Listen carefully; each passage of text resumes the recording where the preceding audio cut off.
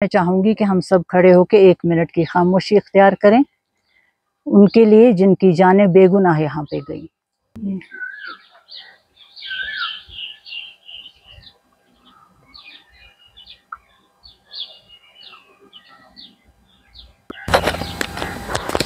ये तो इतना बड़ा सान्य है कि जिसकी जितनी भी इसकी मजम्मत की जाए वो कम है। इतनी बेशकीमत जानें वहाँ पे ज़ाया गई बिना किसी वजह के, किसी गलती के उनकी। इसके मैं सबसे पहले तो मैं इसकी बहुत ही पुरजोर तरीके पे मजम्मत करती हूँ। ऐसा होना नहीं चाहिए था, क्योंकि हमारी रियासत के लोग ऐसा कभी नहीं चाहते कि किसी को भी तकलीफ़ हो। वो उनका आज का हिसाब नहीं है, वो सदियों से ऐसा ही चला आ रहा है। 47 से लेके आज तक उन्होंने हमेशा इस बात का मुजाहरा किया कि वो वायलेंस में यकीन नहीं रखते हैं, खून खराबे में यकीन नहीं रखते हैं। उस वक्त भी जब गांधी जी भी यहाँ पे आए तब भी उन्होंने कहा कि मुझे यहाँ पे रोशनी नज़र आती है, किरण नज़र आती है यहाँ पे, क्योंकि यहाँ पे हमेशा अमन और आपस के भाईचारे को ही बढ़ावा दिया हमने। लेकिन खुदा जाने ये कहाँ से ये बलाएं हमको चिपट जाती हैं, जिनकी वजह से हमें बार बार नुकसान उठाना पड़ता है। और उन सब का मुझे बहुत अफसोस है जो यहाँ पे आए थे घूमने फिरने के लिए, लेकिन यहाँ पे ही जाने गंवा गए। और उस सब का इल्ज़ाम बदकिस्मती से हमारे ऊपर आ रहा है, जो कि हमारी परंपरा रही नहीं है। हमने कभी ऐसा नहीं किया है। ये कौन थे, कहाँ से आए, क्यों आए, इनका असली मकसद क्या था, वो सब समझ सकते हैं। और तो जहाँ तक मुझे समझ आती है और कोई मकसद नहीं है, सिर्फ ये मकसद है कि यहाँ के लोग हमेशा रेंगते रहें, लेकिन वो खड़े होके कभी अपनी रोज़ी रोटी आराम से न खा सकें। और तो यहाँ के लोग किसी को कभी कोई मौका नहीं देते कि कोई इस बारे में हमसे नाराज़गी का इजहार करे या ऐसी हरकतें करे। और करने वाले तो कोई और हैं, लेकिन हमारे ऊपर इल्ज़ाम आता है और फिर कहा जाता है कि उन्होंने जो भी आए थे उन्होंने कलमा पढ़ के गोली मारी। वो तो मुसलमान हो ही नहीं सकता है, मुसलमान का ये कायदा ही नहीं है। या दूसरा इल्ज़ाम ये है कि जो वो रोप पे या कहा पे वो था, उसके साथ जो था वो उसने अल्लाह अकबर कहा। हर मुसलमान का ये है कि जब भी कभी उसके ऊपर कोई भी आफत आती है, जलजला हो, कुछ भी हो, अल्लाह अकबर उसकी ज़बान से बेसाख्ता निकल जाता है। वो इसलिए नहीं होता कि वो किसी को मारने के टाइम कर गया। ये भी एक गलत इल्ज़ाम है हम पे। और मुझे इसलिए उम्मीद है पूरी कि इसके सिलसिले में आपने सबने देखा, किसी पार्टी ने कॉल नहीं दी, किसी ने नहीं कहा कि आप बंद कीजिए या आप प्रोटेस्ट कीजिए या आप कुछ कीजिए। हर एक इंसान से, मस्जिदों में से, यहाँ के हर कोने से आवाज़ आई और हर एक ने इसको पूरी तरह से इस चीज़ का सोग मनाया। हर तरफ खड़े होकर ये भूल करके कौन मरा, कैसे मरा, ये अफसोस का इजहार करने के लिए यकजहती का किया इजहार। और जब फिर हुकूमत ने भी ऑल पार्टीज़ की मीटिंग बुलाई, अपनी रंजिशों को, अपनी जो भी गलत फहमियाँ हैं या आपस में नाराज़गी है, उस सब को भूल के वो लोग उस वक्त चीफ मिनिस्टर के यहाँ भी पहुँचे। उसके बाद असेंबली में भी अपनी तरफ से गवर्नमेंट ने भी कोशिश की, असेंबली में भी इसका इजहार किया, अपने दुख का, अपनी परेशानी का वहाँ पे भी इजहार किया। जम्मू में भी, श्रीनगर में भी, हर एक तरफ से यही आवाज़ है। और ये आवाज़ किसी के कहने पे नहीं है, ये हर एक की दिली अफसोस का इजहार करने का हिसाब है। और मैं चाहूँगी कि इस चीज़ को सब कहना बंद करें कि ये कश्मीरियों ने किया है। ये कश्मीरी की हरकत नहीं है, कश्मीरी ऐसा कभी नहीं कर सकता। अव्वल तो उसके मिजाज में ही ये बात नहीं है। दूसरे कौन चाहेगा कि अपने पेट पे लात मारे? ये तो उसके रोज़ी रोटी का भी मामला होता है। टूरिस्टों का यहाँ आना यही होता है। लेकिन तरह तरह के इल्ज़ाम लगाते हैं। ये तो मैं यकीन के साथ कह सकती हूँ कि ये हमारा काम नहीं है। और ये सिर्फ एक सिक्योरिटी लैप्स है। वो क्यों है, उसको गहराई से देखने की ज़रूरत है। अगर यहाँ लाखों की तादाद में फ़ौज है तो वो क्या करने के लिए है यहाँ? उनका फ़र्ज़ बनता था वहाँ पे होना। ये ऐसा नहीं होना चाहिए था कि 1 घंटे तक उनके पास कोई नहीं पहुँचा। हो सकता था कई उनमें से बच भी सकते, लेकिन इतना खून उनका बह गया कि उनका बचना फिर मुश्किल था। कितनी ही जान मार कोशिश की हमारे डॉक्टरों ने, जो भी घोड़े वाले थे, जो कोई भी था, कि इन सब को किसी तरह से बचाया जा सके, लेकिन बाद में क्या कर सकते थे, वो जब देर हो चुकी थी। एक ने जान दे दी। एक जो हमारा अपना नौजवान था, कोई नहीं चाहेगा, मेरी जैसी उम्र पे जाके भी बहुत आसानी से नहीं चाहेगा कि मैं गोली को अपने ऊपर ले लूं बजाय किसी को बचाने के। लेकिन वो ऐसा नौजवान था जिसने अपनी जान वहां पे गंवाई। उसको याद करना है, उसको देख के दूसरों को देखना है, और इस बात का हमेशा हमेशा के लिए खात्मा होना चाहिए। इसके लिए हम इतना कुछ नहीं कर सकेंगे जितना प्राइम मिनिस्टर को करना चाहिए। उन्हें चाहिए कि वो देखें कि इसमें अकाउंटेबल कौन है। मेरा तो मानना ये है कि अगर हुकूमत कश्मीर के पास ये महकमा रहा होता, मेरे ख्याल में आधा घंटे से पहले वो गवर्नमेंट डिसमिस हो चुकी होती। लेकिन आज के दिन तक भी उनको अकाउंटेबल नहीं ठहराया जा रहा है, जो हैं इसके अकाउंटेबल। ये सब देखना काम है प्राइम मिनिस्टर का। प्राइम मिनिस्टर होना किसी का है माने एक कुंबे का बड़ा होना, और जो कुंबे का बड़ा होता है वो हर चीज के लिए जिम्मेवार होता है। मैं तो चाहूंगी कि सबसे पहले जो सबसे बड़ी उन्होंने गलती इस वक्त की है, जो सारे टूरिस्ट स्पॉट बंद कर दिए हैं, वो उन्होंने तब बंद करने चाहिए थे जब हम उसमें मुलव्वस होते।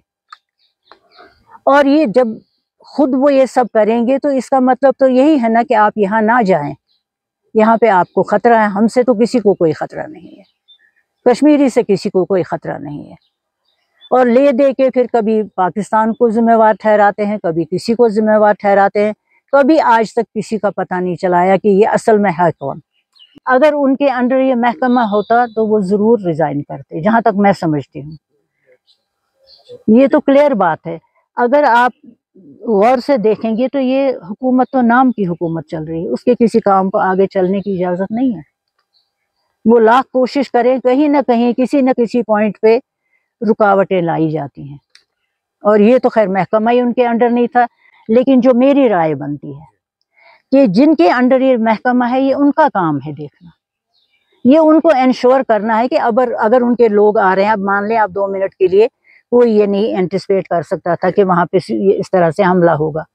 ये तो हो सकता था कि कोई हादसा हो सकता था, कोई लड़ाई झगड़ा हो सकता था, कुछ भी हो सकता था। उसके लिए तो उनके आदमी वहां होने चाहिए थे। वो वहां पे होते तो बचा ही लेते किसी ना किसी को। जैसे अभी इस वक्त सारा उन्होंने ये कर लिया। सबसे पहले उन्होंने बिस्मिल्लाह इसी से शुरू की कि सारे टूरिस्ट स्पॉट बंद किए। उसका मकसद ये है कि यहाँ टूरिस्ट ना आए, ये सीधी बात है। उसके बाद उठ के गए, लोगों के मकान गिरा दिए, ये सोचे समझे बगैर कि वो मकान जिनके हैं वो तो कई सालों से भी कई यहाँ है ही नहीं। अगर यहाँ हों भी तब भी एक बच्चे की गलती की वजह से उसके पूरे घर को तो बेघर नहीं किया जा सकता है।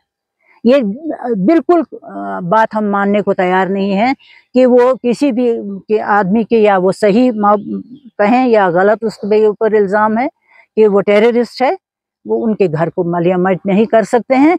और ये मैं पुरजोर तरीके से उनसे कहूँगी कि ये उनकी ड्यूटी है कि उनके घरों को दोबारा बना के दें, क्योंकि उन्होंने उनके घरों को एक गलती के बिना पे गिराया है, उनका कोई कसूर नहीं है। यहाँ पे हमारा कसूर उनको खुद को भी मालूम है, हमारा कसूर नहीं है। फिर भी हमारे बच्चों को पूरे हिंदुस्तान में सताया जा रहा है, उनको हर जगह पे उनकी मारपीट की जा रही है। इस तरह से कहाँ वो मन की बात और नजदीक आना, वो कहाँ है? वो सारा टीवी पे होता है। उसका अगर प्रयोग किया जाए तो ये सब तो नहीं होना चाहिए था। अगर आपको पकड़ना ही है, आपको सिक्योरिटी के जो चीफ हैं उनको पकड़िए, उनसे इस्तीफा मांगिए, होम मिनिस्टर से कहिए वो कहाँ था। ये उसका काम था देखना कि अगर मैं यहाँ से करोड़ों रुपए इस्तेमाल कर रहा हूँ फौज के लिए, तो वो उसको किस तरह से, वो खाते पीते ही हैं, चलते फिरते हैं, काम क्या करते हैं ये वो देख रहे हैं कि इसका सिक्योर किस चीज के लिए वो आए हैं यहाँ पे। बाद में देखी जाती जब कोई हमला करता है, वो जाते बॉर्डर पे तब अलग बात थी। इस वक्त तो वो इसीलिए हैं यहाँ पे कि अमन अमान कायम रहे। जब अमन अमान की कहीं नहीं है, उसकी धज्जियां उड़ रही हैं, तो फिर किस लिए है यहाँ पे इतनी सारी फोर्सेस? सिर्फ हमारा पानी भी खर्च हो रहा है, बिजली भी इतनी सारी। अब कुदरती तौर है, जब लोग यहाँ पे रह रहे हैं उनको भी पानी तो चाहिए। ऐसा नहीं हम कह सकते कि आर्मी वाले पानी नहीं पी सकते, लेकिन जब इतना बेतहाशा तौर पे यहाँ पे आप लाखों की तादाद में लोगों को भेजेंगे, हमारा नुकसान होता रहता है, हमें कोई फायदा नहीं होता है।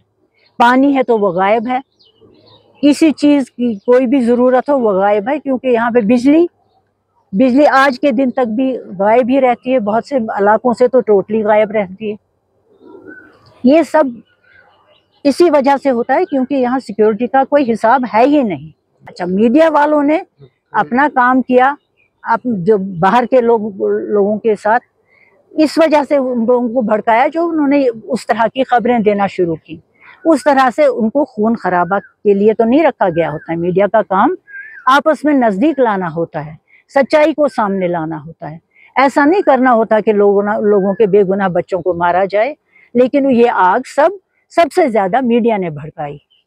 मैं तो इतनी सर मेरा बुलंद होता है अपने यहाँ की मीडिया के तौर तरीके को देख के, जिस तरह से उन्होंने इस मामले को हैंडल किया। ना किसी का एक साइड का साथ दिया, ना दूसरे का साइड दिया, उन्होंने सच्चाई का साथ दिया। उन्होंने अपनी आवाज बुलंद की, वरना मुझे तो लगता है आज तक कितनी ही लाशें उन्होंने यहाँ पहुंचाई होती बच्चों की, अगर यहाँ की मीडिया वालों ने शोर न मचाया होता। इसके लिए वो काबिल तारीफ है। ये हमें इस बात पे जोर देना होगा कि ये किसी भी तरह ये आई गई बात हो जाएगी 2-4 दिन में, ये नहीं होने देना है।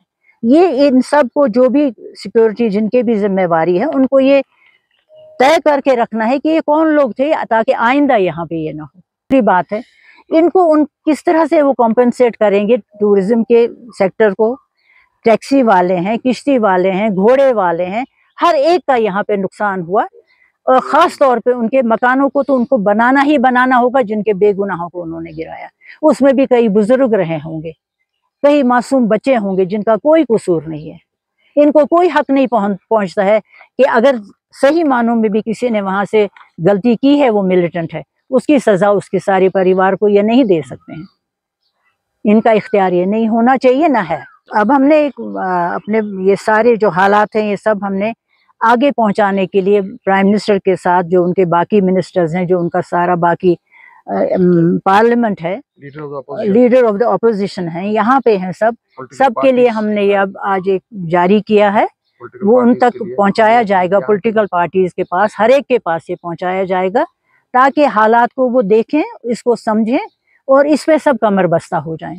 बार बार यहाँ पे हम अफोर्ड नहीं कर सकते हैं ये कत्लो गारत, इसलिए कि कहीं पे हमने इलेक्शन लड़ना है, कहीं पे हमने कुछ करना है। हमारा ही क्यों बन गया है पंचिंग बोर्ड? हमारी रियासत क्यों हमेशा बनाई जाए यहाँ पे इसको तो इन्होंने एक लेबोरेटरी बना लिया खून खराबे के लिए। इसको आप श्रीनगर की रियासत नहीं अब कह सकते, ये रियासत ये बन गई है अब ये लेबोरेटरी, जहाँ से ये सारे फितने फसाद शुरू करवाए जाएंगे। और मैंने उनसे अपील की है कि प्राइम मिनिस्टर खुद आए यहाँ, उनके होम मिनिस्टर आए, उनके जो बाकी पार्लियामेंटेरियन हैं सब हैं, लेकिन इस तरह नहीं जिस तरह वो आते हैं, जाते हैं, जाके बैठ जाते हैं ललित होटल में या किसी होटल में, या गवर्नर साहब से मुलाकात करते हैं, या अपने फौजी अमले से बातचीत करते हैं। उनसे क्या उन्हें पता चलता है? वो अगर यहाँ आए तो वो यहाँ के लोगों से मिले, लोगों से बात करें, आम लोगों से मिले, जो यहाँ पे किसी भी सही ओहदे पे हैं, उनसे बात करें, सिविल सोसाइटी से बात करें और किसी सही नतीजे पे पहुंचे। रिलीजियस लोग हैं, उनसे बात करें ताकि वो सही नतीजे पे पहुंचे। ये बार बार का नुकसान हम लोग नहीं सहन कर सकते, हमारे पास ये सब नहीं है सहने के लिए यहाँ पे। और ये सब कश्मीरियों से मैं कहूँगी, आप लोग एक बार ये बात जहन नशीन कर लीजिए, यहाँ किसी को अपने आप को पंचिंग बोर्ड बनाने की जरूरत ना दें। किसी को अपना गेन चाहिए किसी चीज के लिए, उसके लिए जी बकरा यहाँ से जाएगा। कोई भी कदम उठाना है, बकरा कश्मीरी जाएगा। ये सब खत्म होना चाहिए। अभी हम ये मकतूब रिलीज कर रहे हैं जो ऑनरेबल प्राइम मिनिस्टर को लिखा है बेगम खालिदा शाह ने as the senior most political personality of Jammu and Kashmir. और ये जाएगा ऑनरेबल प्राइम मिनिस्टर को, ये जाएगा ऑनरेबल होम मिनिस्टर को, leader of the opposition, lieutenant governor Jammu and Kashmir, chief minister of Jammu and Kashmir, all heads of national political parties, all heads of political parties in Jammu and Kashmir, and also civil society and religious organizations, including our Revered Mirwais Kashmir and the other, also to अपने नासरुल इस्लाम साहब. And this ये हम press में अभी आपको within an hour ये आपके PDFs पे होगा on the entire मीडिया के. और इसकी जो हार्ड कॉपीज़, कुछ हार्ड कॉपीज़ हैं वो हम कल रवाना कर रहे हैं to the prime minister, home minister, LG, chief minister, leader of the opposition. वो हार्ड कॉपीज़ उनको डिलीवर की जाएंगी. Within an hour you will have this letter from Begum Khalida Shah to the prime minister.